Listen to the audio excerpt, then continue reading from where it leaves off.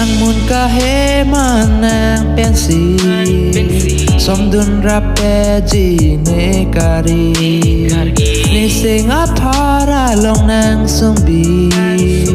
Rimvet lokang hon ne pini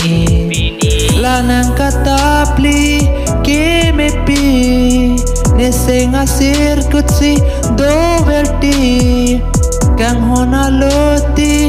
nang pensi Dodam rape jisi ni kari Nang henlo ni kayari Nang rai convergi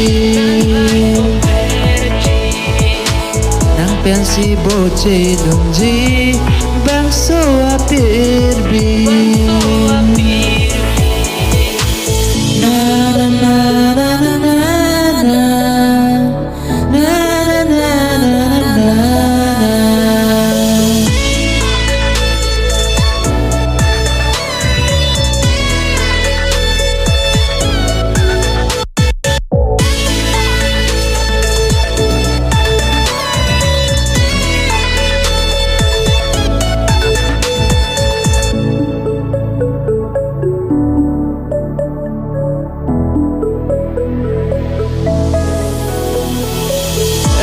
Ne phane ke thana la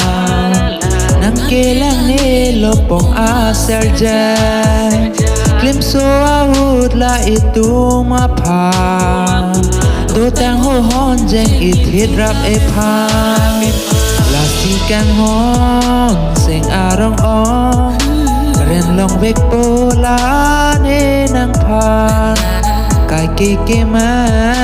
ngalam do am Pajer mi long po nang pa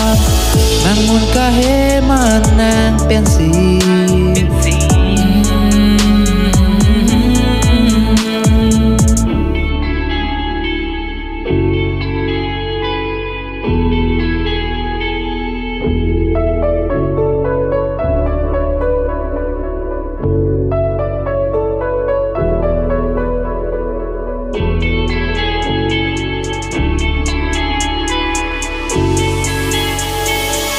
Uli nang chusang nang ke jap kang nang ke ro ne pan ne sing ve kang song nang dung ne ke vang ju hai he char nam do nang ta ne pan ar set pen ke ta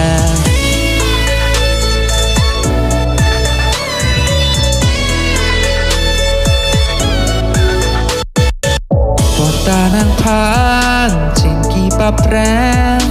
Parhai ter lo la ne lang Ni dung ne rai do ver no na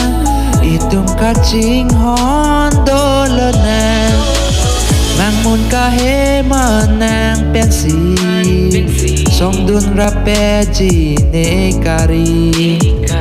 Ni singa para long nang sumbi Rimver lokang hon ne pini Lanang katapli keme pi Ni singa sirkut si doverti Kang hona loti nang pensi Dodam rape jisi ni kari Nang henlo ni kayari Nang rai convergi